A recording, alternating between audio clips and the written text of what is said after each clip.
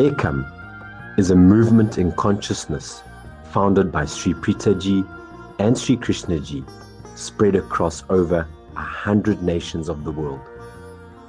This spiritual movement has led millions to a direct experience of their personal divine and the manifestation of breathtaking miracles. Seekers throng to Ekam, the mystic powerhouse at the heart of Ekam movement, to awaken from illusion, ignorance, and suffering. Now I have a lot of ease and peace toward myself, and I feel that I'm so complete, and I start love myself, and I start connect to the people around me, the nature around me, and I start realizing I'm able to flow with the flow of life. It felt really liberating, like I finally got through what I was like, what was making me angry or sad at my parents. I finally got through it, and it feels really good. As an entrepreneur, what I have been looking for, or what I look for all the time, is clarity. And what's amazing about Krishnaji is that when you listen to him and you talk to him, he's got a complete blueprint of what works and what does not work. And that's what I like about his programs, that they come from a place, a knowledge, a wisdom that is does not come from books. It comes from a deep knowing.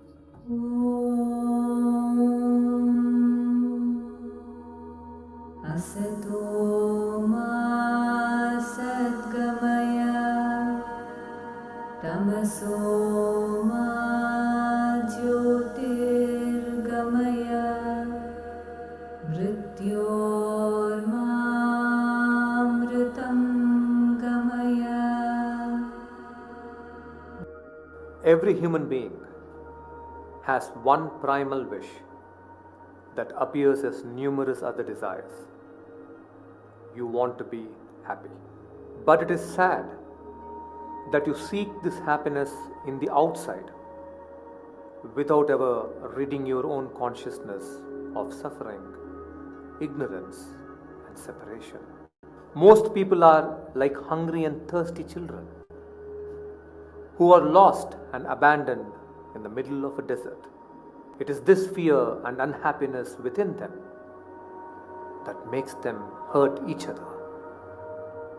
But their desert-like life is the result of the kind of consciousness with which they live and will disappear upon awakening. An unenlightened consciousness and unawakened consciousness is at the root of most problems. In an unawakened state, you continually engage in generating negative karmic actions and accumulate negative karmic balance, which result in obstacles such as relationship conflicts, breakdown of mental and physical health, or the perceived and actual economic insufficiency. It is also the collective unawakened consciousness that is at the root of most global problems of war, poverty, division, and environmental destruction. Your awakening is the only solution to stem the further birthing of problems and the dissolution of existing challenges. And the collective awakening of human consciousness is the only enduring panacea for all.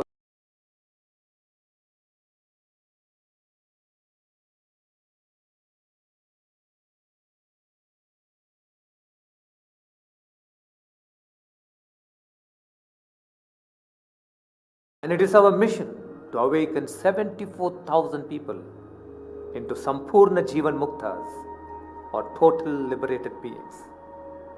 For when 0.001% of human population is enlightened, the balance tilts in human consciousness towards compassion and oneness. This has been the mission of my parents, Sri Amma and Sri Bhagavan, and 5 generations of sages who have gone before them. And Sri Preethaji and I intend to fulfill this sacred mission of great liberation of humanity in our own lifetimes. Scores of people around you are already stepping into this realm of enlightenment, and we invite you to join this magnificent movement in consciousness. Has been more of a glimpse into what living truly is. It's like inhaling growth and awareness and exhaling all of the conditions and beliefs that I have held on to for so long. I have struggled a lot trying to manage stress, trying to manage fear, trying to manage everything, the suffering. I was into depression for a long time. So trying to manage all that, I have spent a lot of time with no result. But then the speciality of this, they don't teach you to manage it. They teach you to be free of it. Krishnaji and Preethaji are not only founders, but they are spiritual leaders of today's time. I would say they are nothing less than sage of today's time. The thing I love about Ekam, when you come into that zone where the meditation space of Ekam is, you are in a different field of energy altogether. Experience it once and you will know it yourself. What is happening at Ekam? It is the future of spirituality.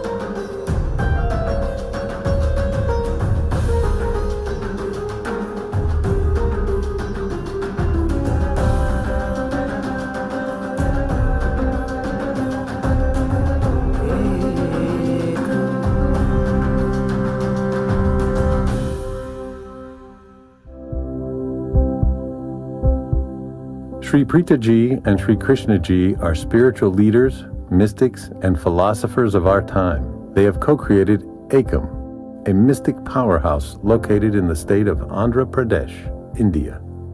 Sri Preethaji and Sri Krishnaji have over 2,000 trained volunteers who lead their events all over the world. Millions of seekers are drawn to them in quest of greater purpose, peace, and awakening. World-renowned leaders come to Ekam to learn from them and to meditate in their presence.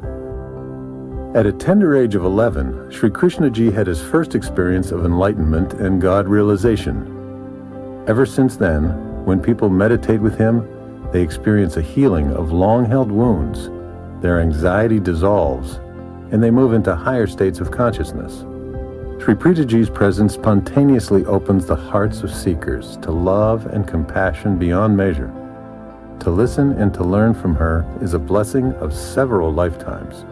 Sri Preethaji and Sri Krishnaji run a huge charitable initiative, Oneness Changemakers, a foundation that offers free transformational education in schools and colleges in India and across the world.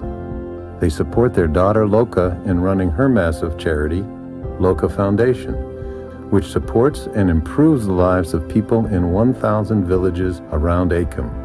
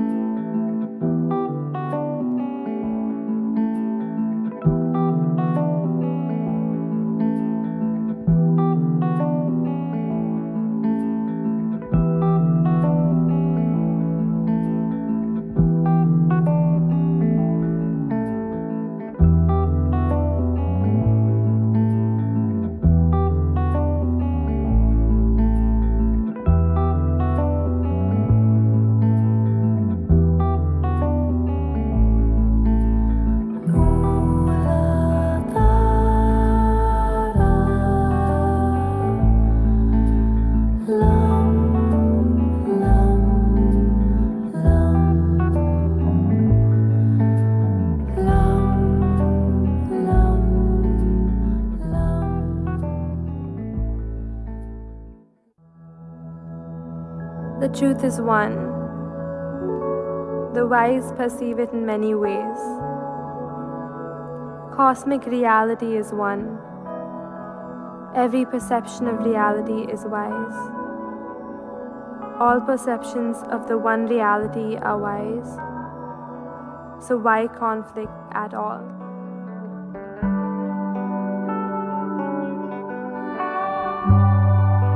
एकम साथ विप्रहार बहुधा वदन्ति एकम साथ विप्रहार बहुधा वदन्ति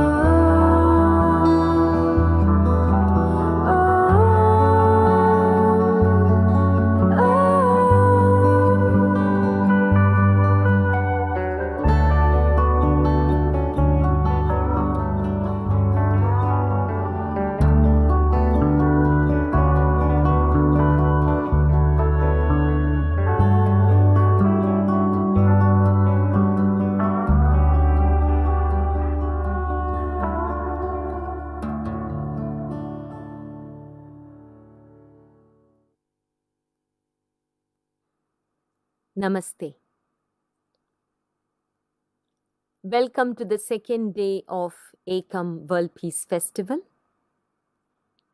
In a few moments from now, you will listen to Sri Krishnaji speak on peace through healing division. We invite you to participate with your heart, even as you listen to this peace message. You will heal the pain caused by division within your family, your organization, or your community, and live with greater harmony with each other. Let us now welcome Sri Krishnaji.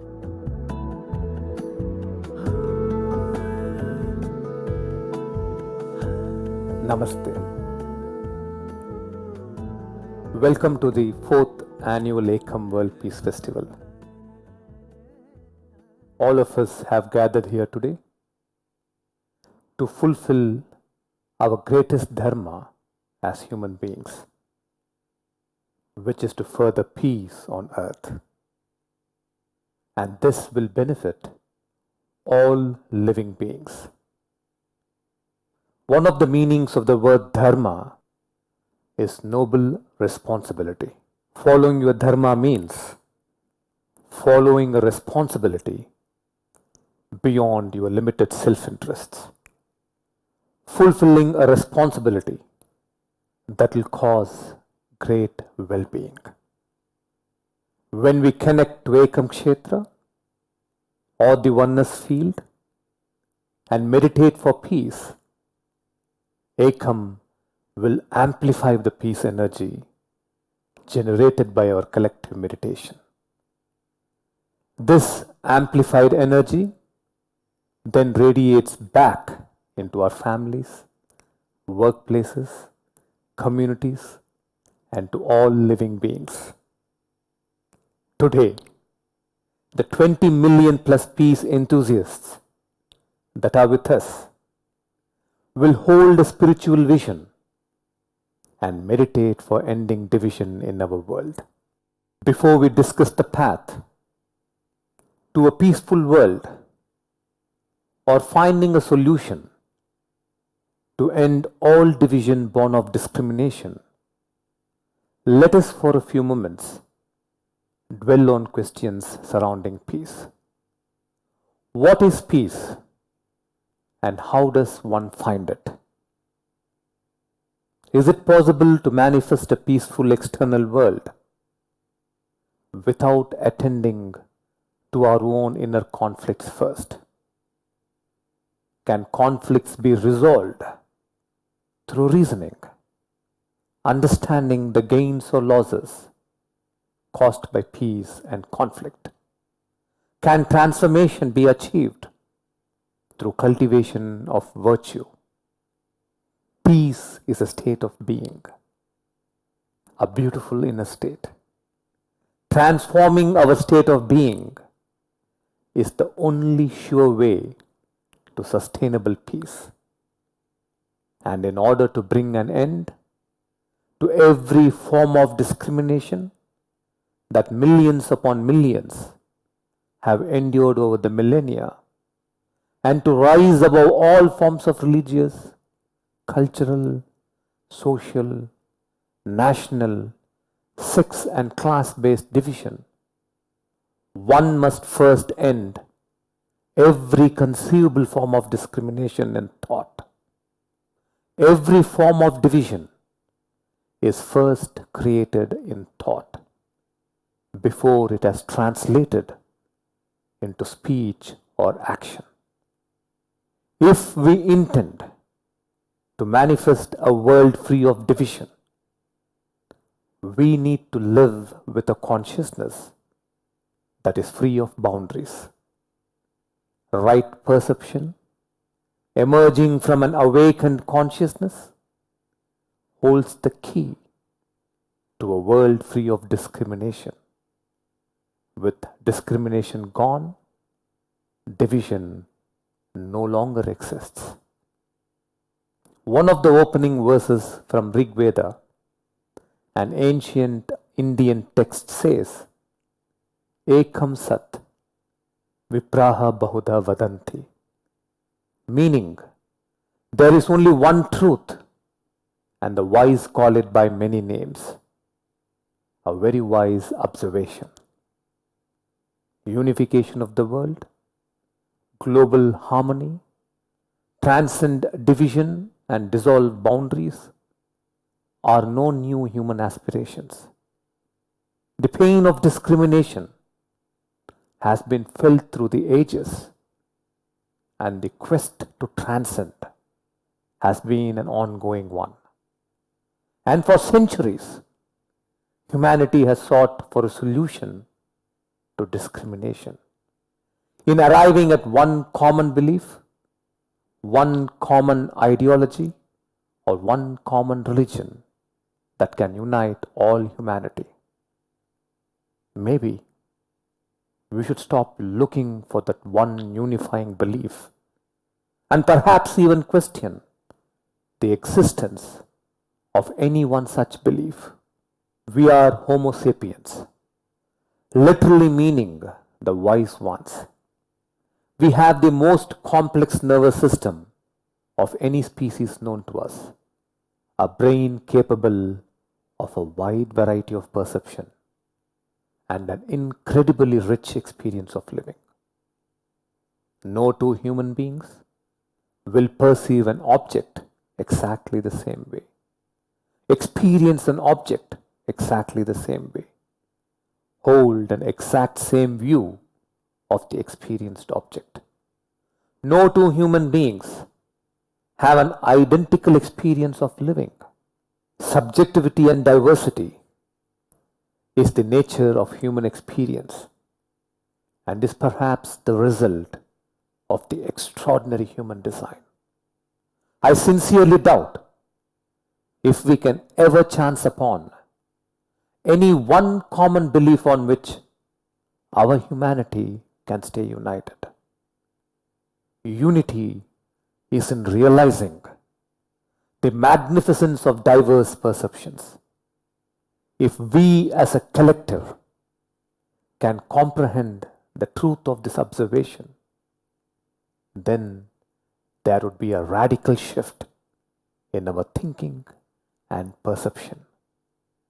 Humanity would then become naturally tolerant to other views and forms, and even develop a notable appreciation for different views and forms that are not one's own. There is nothing sacred about any one point of view. It is still only a point of view.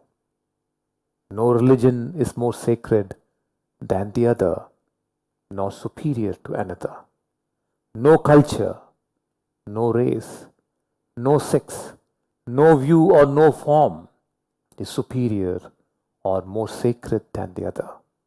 Superiority is a construct of the human mind, not a law pronounced by God or the universe. Ekam Sat Vipraha Bahudha Vadanti. There is only one truth, and the wise call it by many names. It's time you awakened to your true nature of immense peacefulness.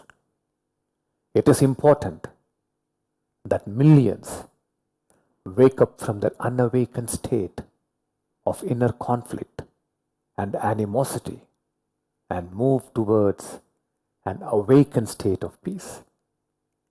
Because it is our collective peace that has the power to end division. It is our collective peace that will prevent us from becoming inhuman and insensitive to the plight of our fellow human beings, who may look different from us, who may dress differently from us, who may speak a language different from us, who may live in a land different from us, who may be less or more affluent than us, who may be a different gender from us. Every human being needs to awaken to peace and consciousness. Every human being needs to realize that beyond all the forms, appearances, colors of our bodies as different races, beyond all religious beliefs, beyond all our biological and emotional inclinations, we are part of one cosmic reality, Ekam, which means the one. And that is the song with which we begin every day. If you can bring your heart and soul into the peace meditation today and intend peace for every human being who has been a victim of discrimination, and also intend an awakening to peace in the hearts of every perpetrator of discrimination, we will for sure influence the collective human thought towards peace and unity.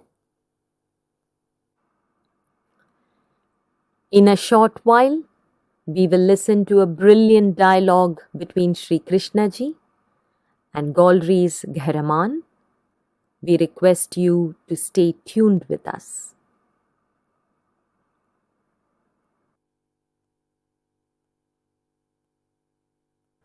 Namaste. We are delighted to have amidst us Golri's Gharaman, born in Iran, and has made history as the first ever refugee to be sworn in as a member of parliament in New Zealand. He has held governments accountable for enforcing human rights. He has worked extensively on empowering women and minorities. He has been an important voice for peace in the world. He is our honored guest today. He will share her thoughts on how to end divisiveness in the world and bring about peace. Welcome, Gharaman. Welcome to this most noble gathering of Ekam Peace Meditators. It is an honor to have you with us today.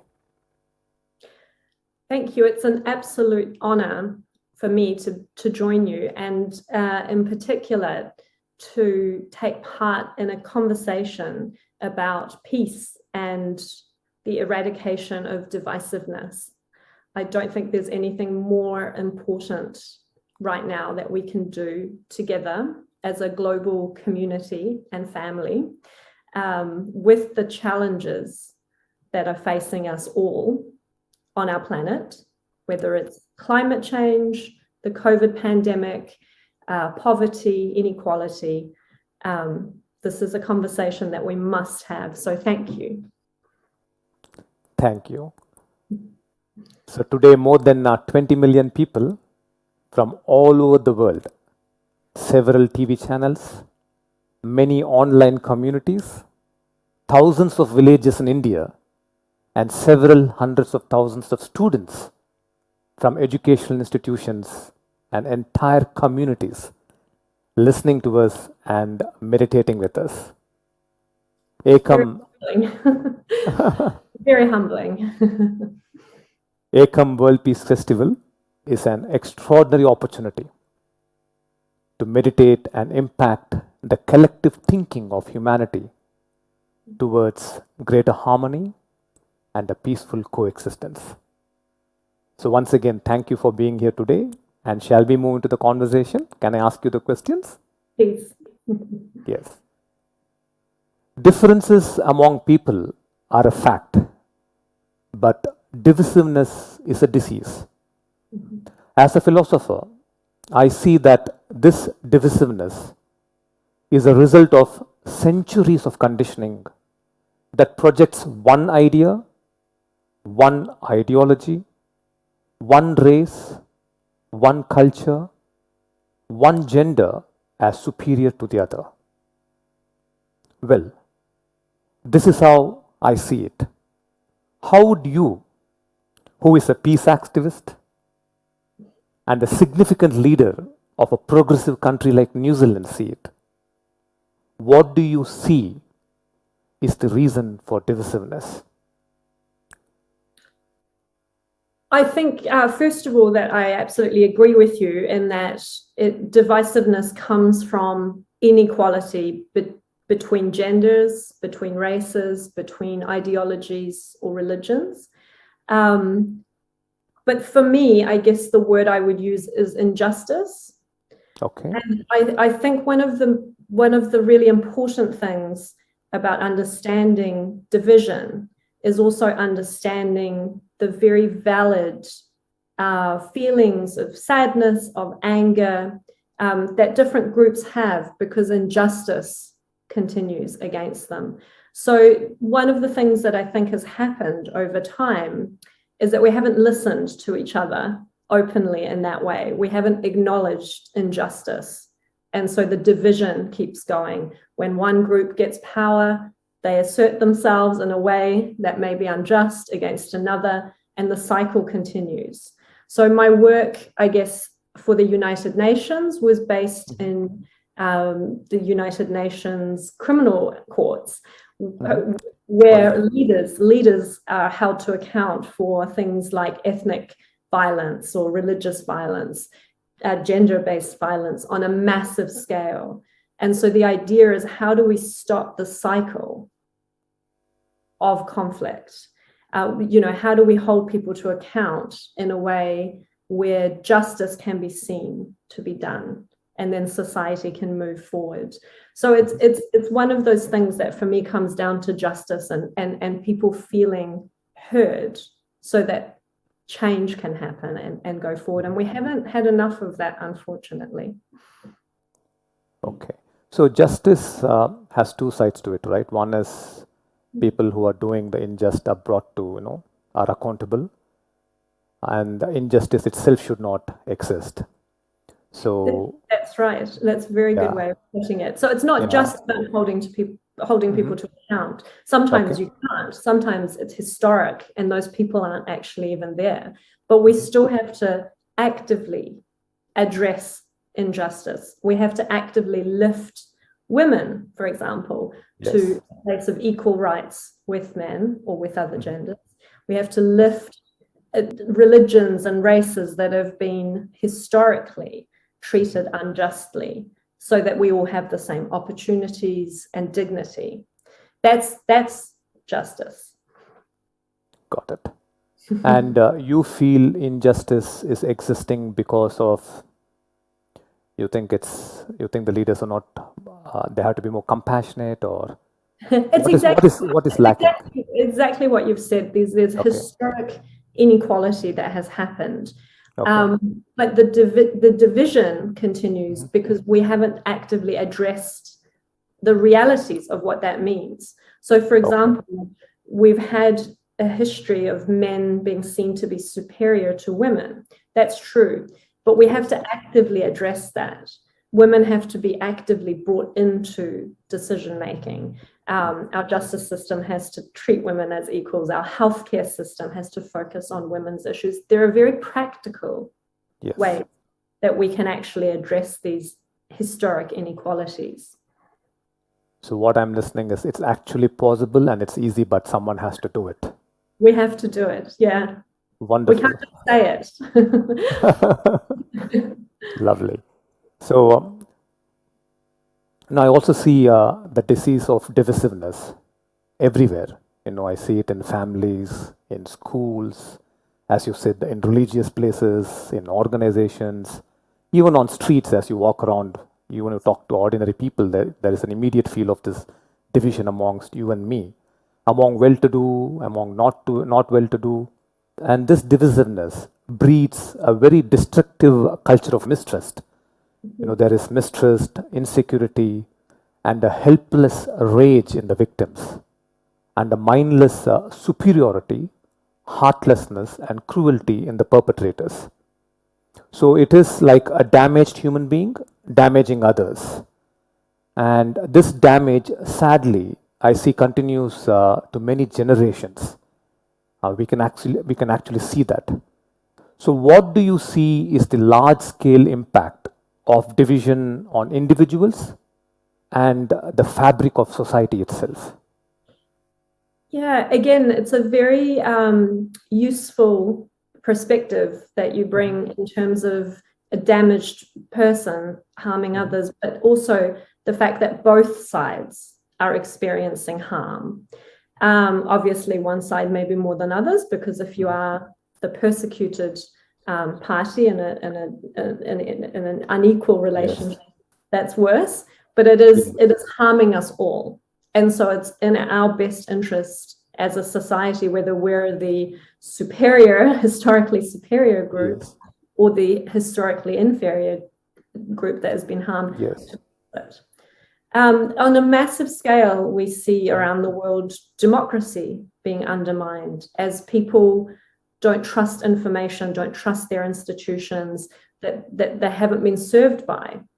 So the anger and the mistrust might be real, but it's harming all of us in terms of undermining democracy. We see it in undermining the COVID-19 response in certain places, where, again, the healthcare institutions that haven't served, for example, Indigenous people, migrants of color, there's a distrust, and we can't all access what we need in order to overcome the pandemic.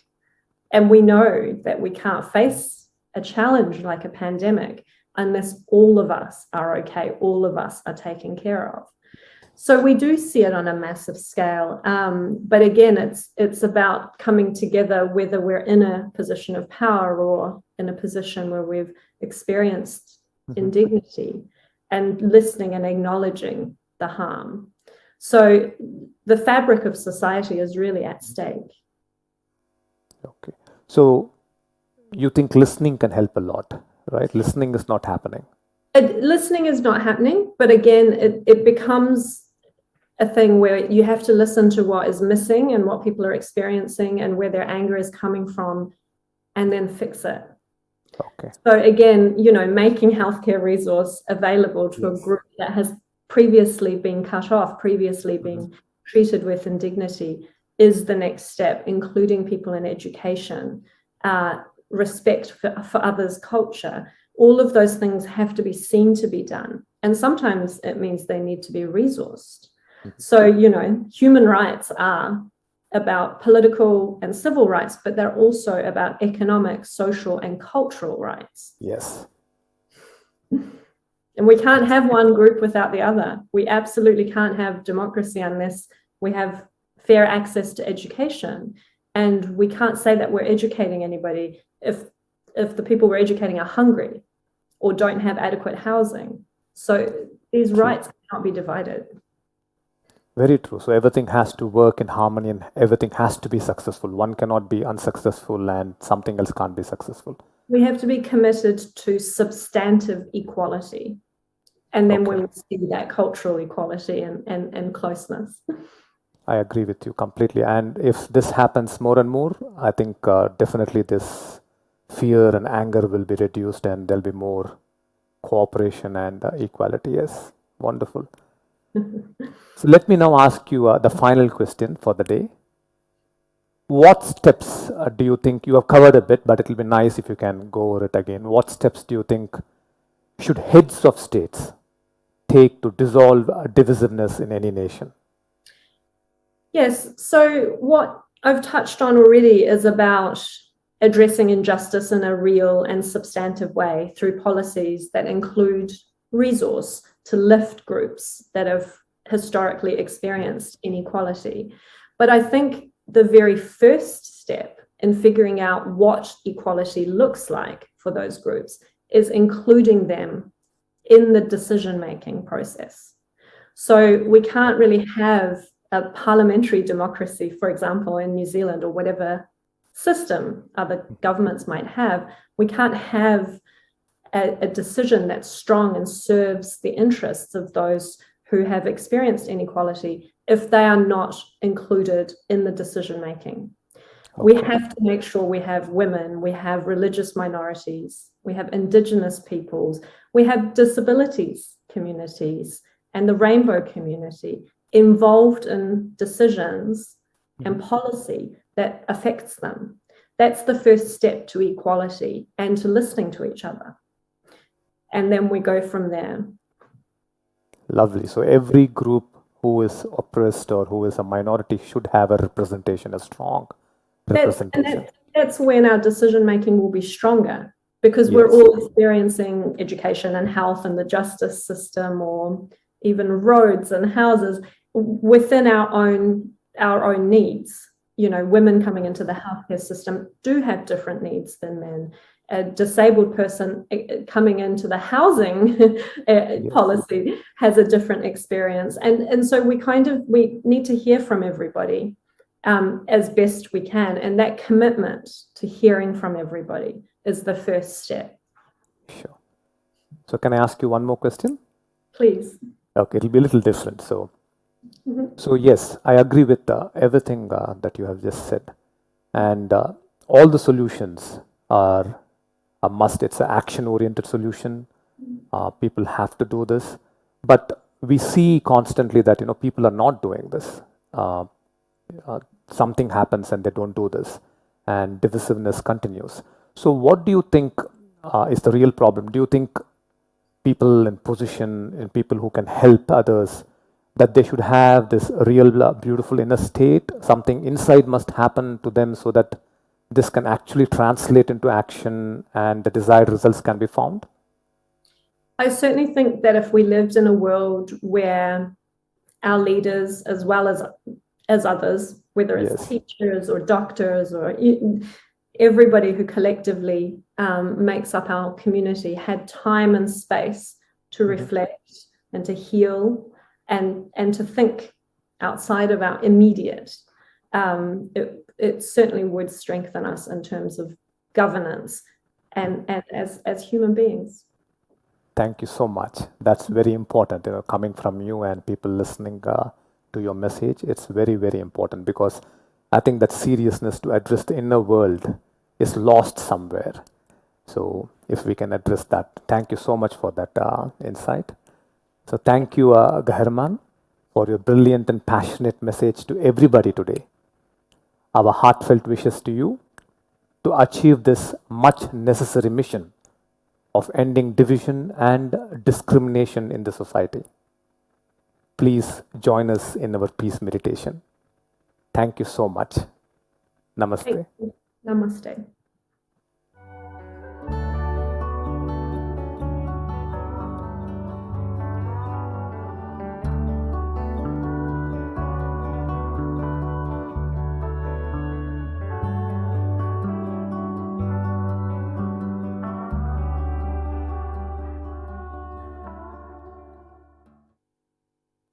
We will move into peace meditation now, so that our consciousness and humanity's consciousness can open to the oneness of human existence.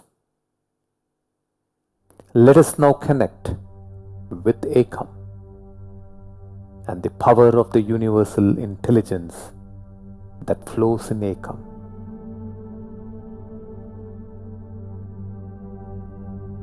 As you see Ekam and listen to the Ekam mantra, you are connecting to its power. Ekam is more than a physical structure. It is a divine force field. Wherever you are in the world, you can connect with the mystic power of Ekam. You will experience the immense presence of the universal intelligence or the divine in any form or way that is close to your heart. Now, ask the universal intelligence to fill your heart with its divine presence.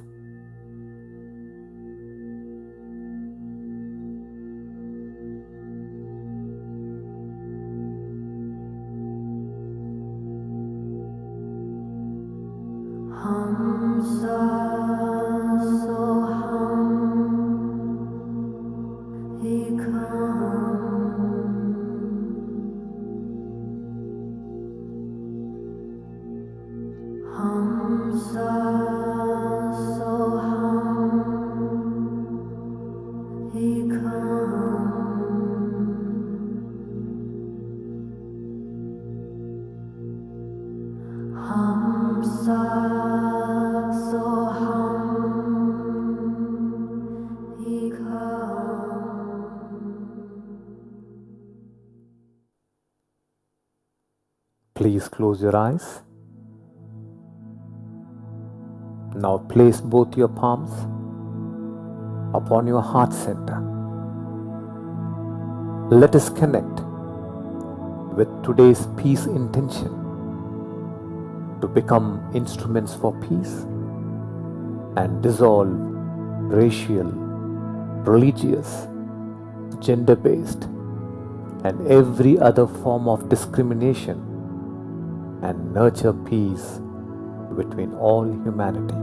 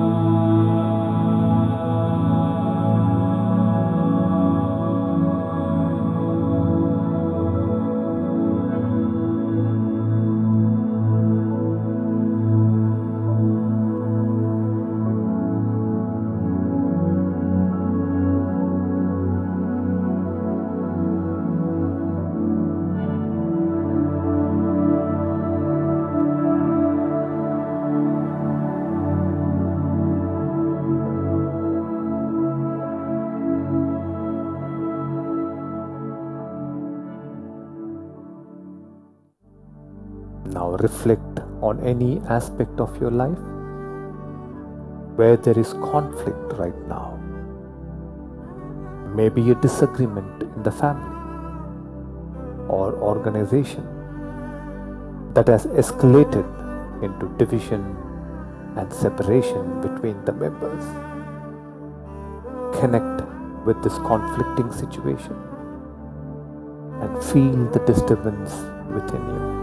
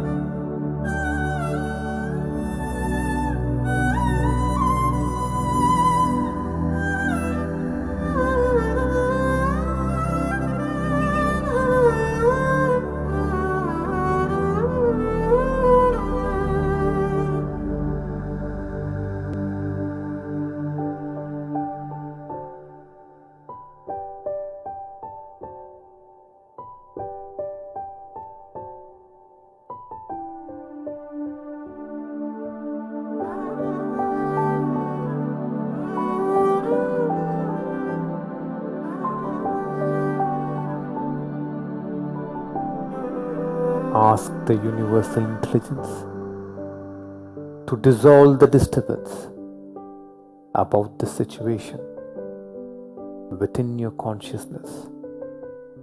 This disturbance manifests as judgment on the other, blaming, anger, resentment, dislike and hate.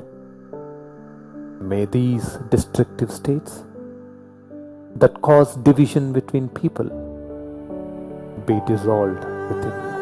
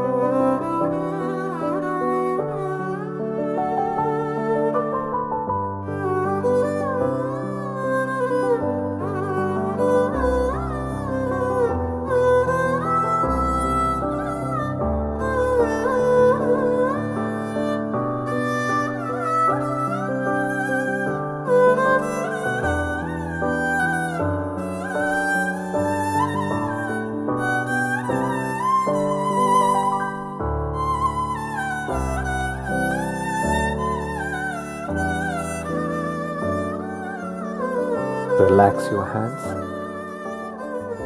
Ask the universal intelligence to open your heart to an experience of forgiveness and heal your heart if you have experienced discrimination and prejudice because of your religion, race, caste, or your sexual orientation.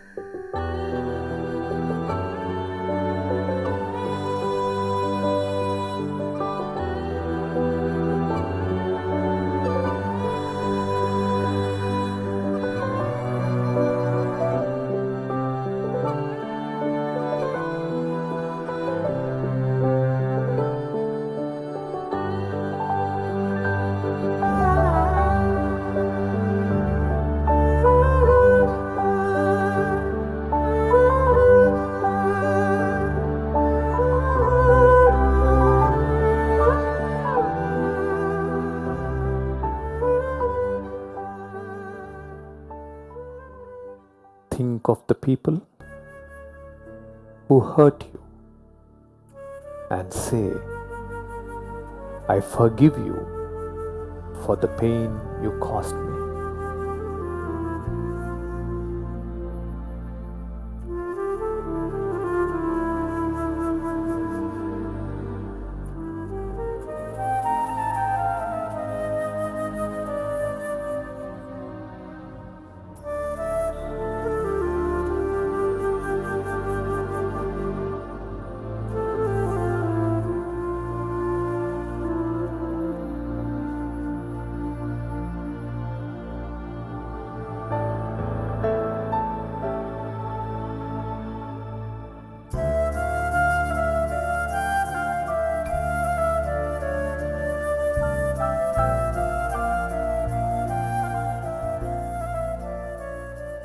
Now think of those people whom you may have hurt because of your inner disturbance, and say, "Forgive me for the hurt I have caused you."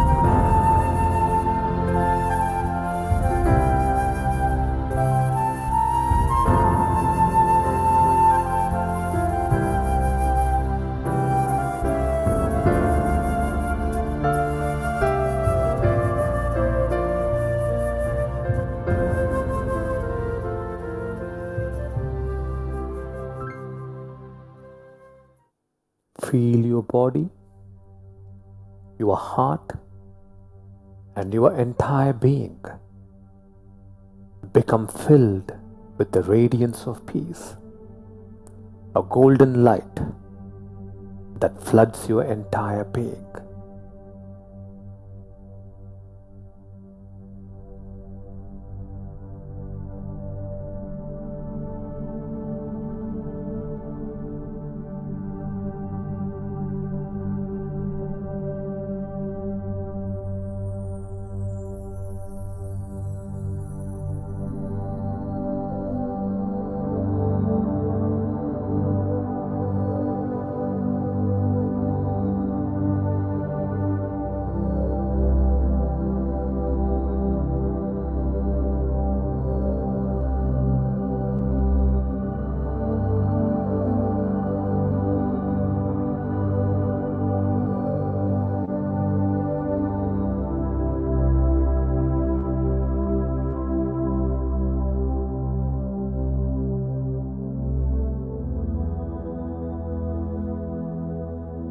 Feel your peace energies flow like streaming radiance to all those people who have experienced pain and destruction caused by discrimination in their lives.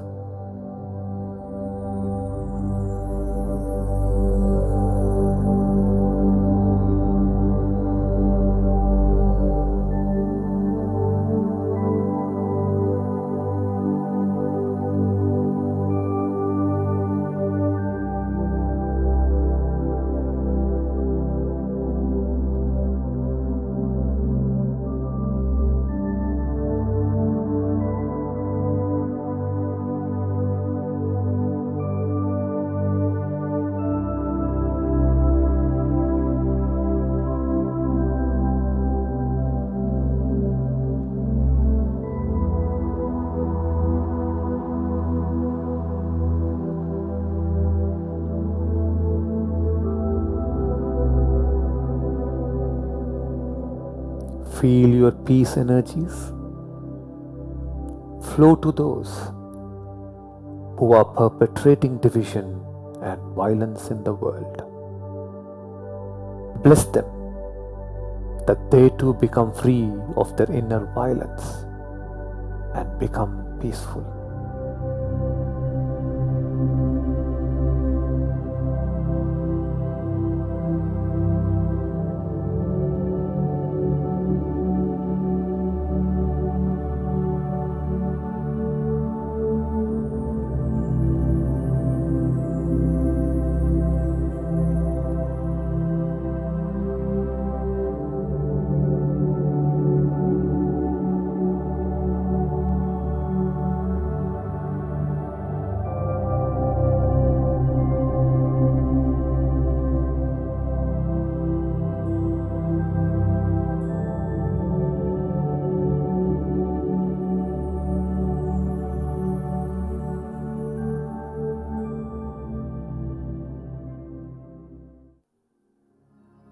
Now see that the earth is peaceful. All living beings on earth are peaceful. Ekam Sat, Vipraha Bahuda Vadanti. Beyond all our surface differences, we are part of one cosmic soul. Beyond all our surface differences, we are part of one cosmic soul. Beyond all our surface differences, we are part of one cosmic soul.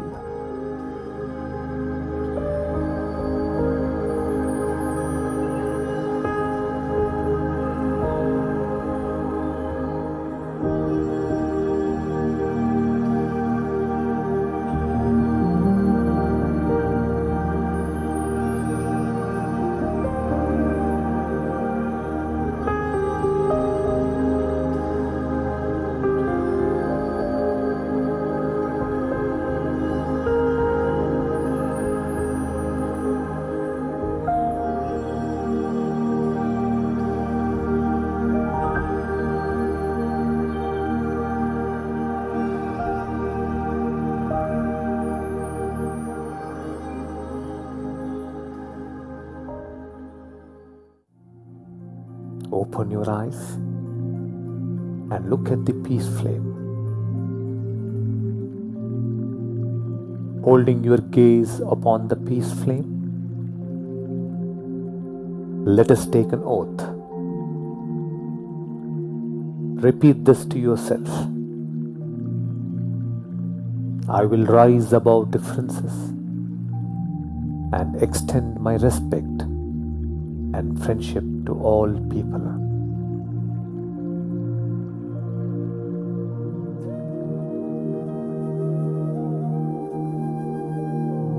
I will rise above differences and extend my respect and friendship to all people.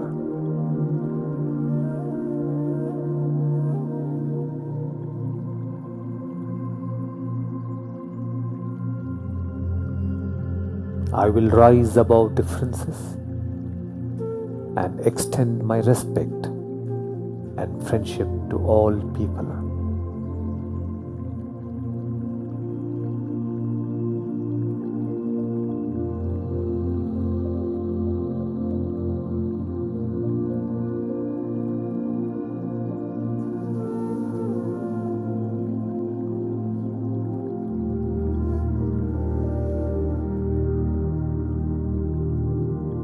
Sarve janaha sukhino bhavantu.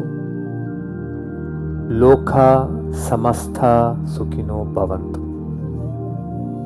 May all the people of the world live joyfully. May all sentient beings live joyfully. Let there be peace in our hearts, peace in our families, and peace in the world. Tomorrow, we will move on to the third peace intention of healing Mother Earth.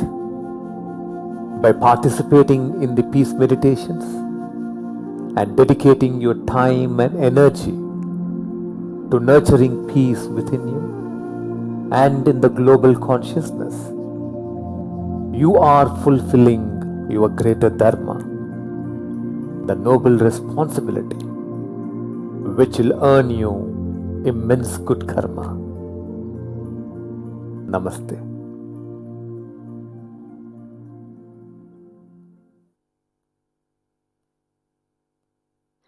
Our heartfelt appreciation to every one of you for being with us today.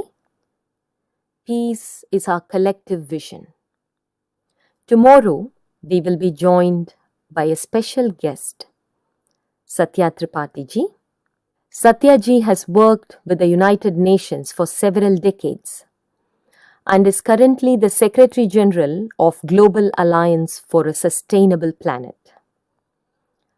He is someone with a great passion for saving the earth, and his work directly addresses the climate change crisis.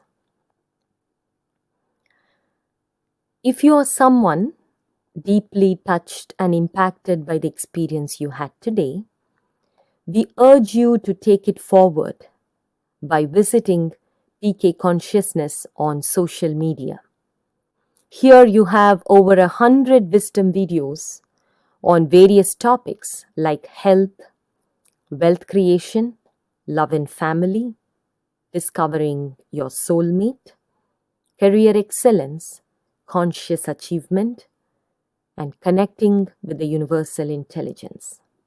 There are several meditations and wisdom videos rendered by Sri Preethaji and Sri Krishnaji.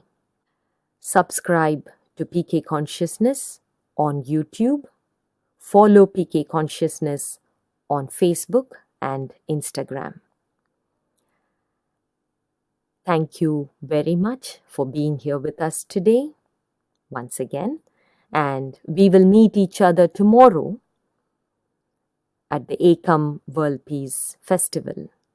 Tomorrow will be the grand culmination of the festival. Namaste.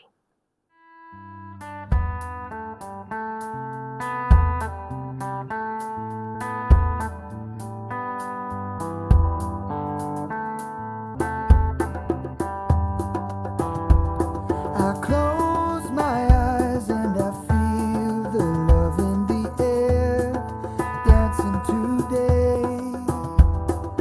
There is nothing to say, I'm on my way. A shining star in the sky is guiding us to the end of time. There is nothing to say, we're on our way. I am you, you are me, all together as one.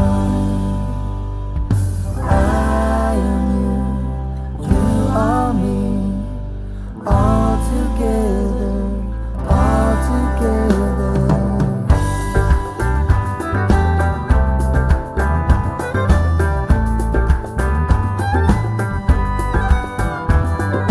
Holding hands with a joyful song in our hearts, a peaceful embrace. There is nothing to say, we're on our way. It blows my mind, this wide open ocean of light, surrounded by grace. There is nothing to say, we found our place. I am you, you are me, all together as one. I am you are me, all together, all together.